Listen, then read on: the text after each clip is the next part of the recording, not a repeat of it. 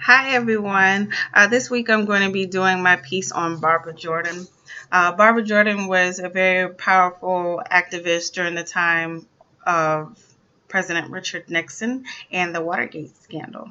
So, without further ado, here's Barbara Jordan. Thank you, Mr. Chairman. Mr. Chairman, I join my colleague, Mr. Rangel, in thanking you for giving the junior members of this committee the glorious opportunity of sharing the pain of this inquiry. Mr. Chairman, you are a strong man, and it has not been easy, but we have tried as best we can to give you as much assistance as possible.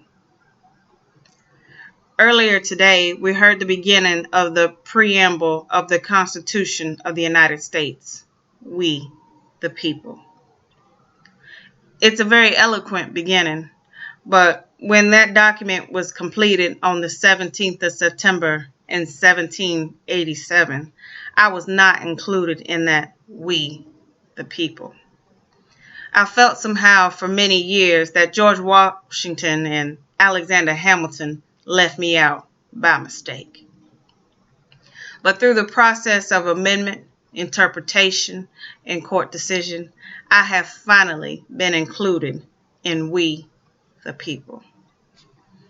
Today, I am an inquisitor, and hyperbole would not be fictional and would not overstate the solemnness that I feel right now.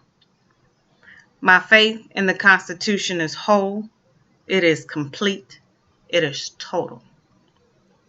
And I'm not going to sit here and be an idle spectator to the diminution, the subversion, the destruction of the Constitution. Common sense would be revolted if we engaged upon this process for petty reasons.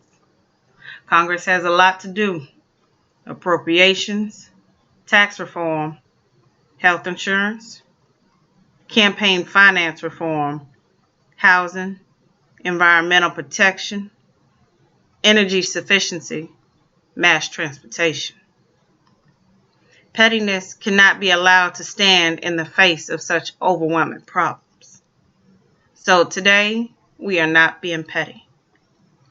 We are trying to be big because the task we have before us is a big one.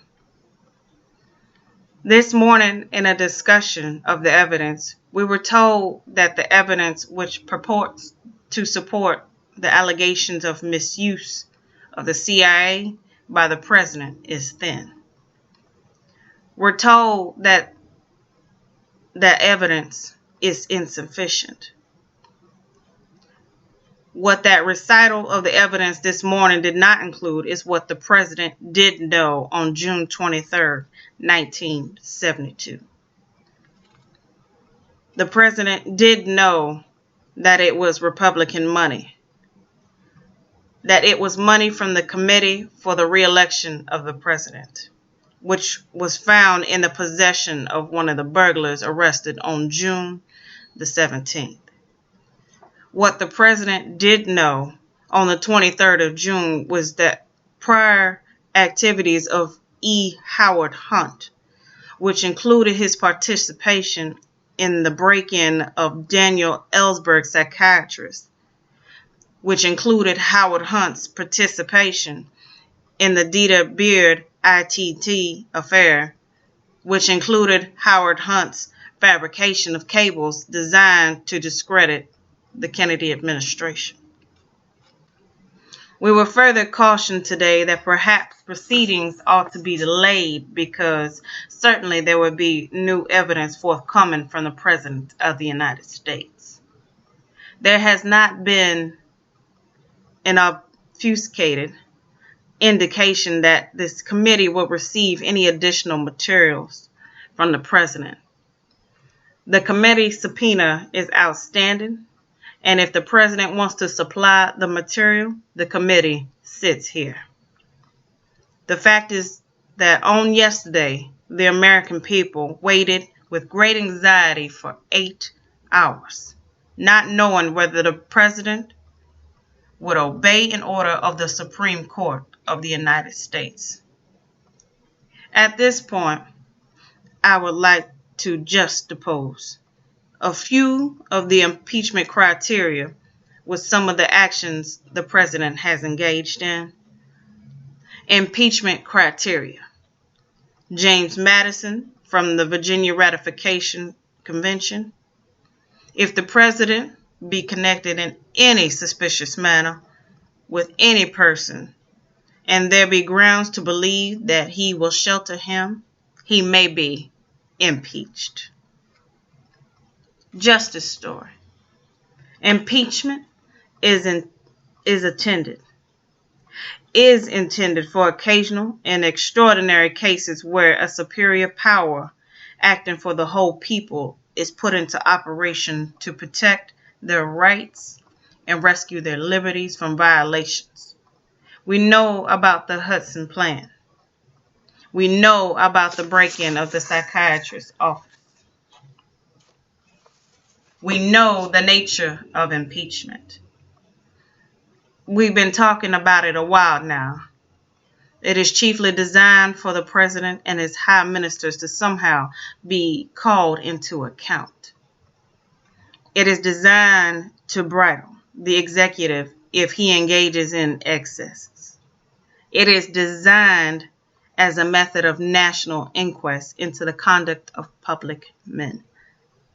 The framers confided in the Congress the power, if need be, to remove the president in order to strike delicate balance between a president swollen with power and grown tyrannical and preservation of the independence of the executive. No one be afraid.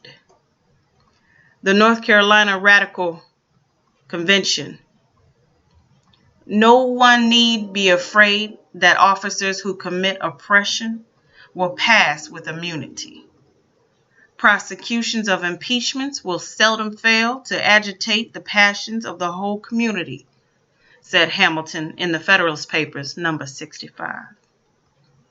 We divide into parties, more or less friendly or inimical to the accused. I do not mean political parties in that sense. The drawing of political lines goes to the motivation behind impeachment, but impeachment must proceed within the confines of the constitutional term high crime and misdemeanors. Of the impeachment process, it was Woodrow Wilson who said that nothing short of the grossest offenses against the plan, law of the land will suffice to give them speed and effectiveness. Indignation so great as to overgrow party interests may secure a conviction, but nothing else can. And with that, I thank you, Chairman, for your time.